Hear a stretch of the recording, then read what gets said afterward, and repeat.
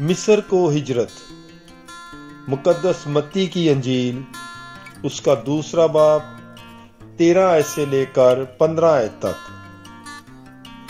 जब वो रवाना हो गए तो देखो खुदावंद के एक फरिश्ते ने यूसुफ को ख्वाब में दिखाई देकर कहा, उठ, बच्चे और उसकी मां को साथ लेकर मिस्र को भाग जा और वहां रह, जब तक कि मैं तुझे ना कहूं, क्योंकि ऐसा होगा कि हेरोदिस बच्चे को ढूंढेगा ताकि उसे हलाक करे।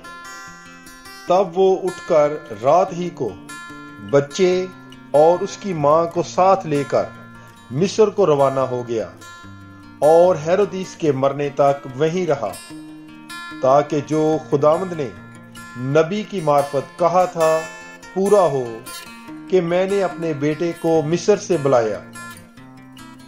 पाक कलाम के पढ़े और सुने जाने पर खुदावंद की बरकत हो। खुदा का शुक्र हो। God bless you. Bible is life.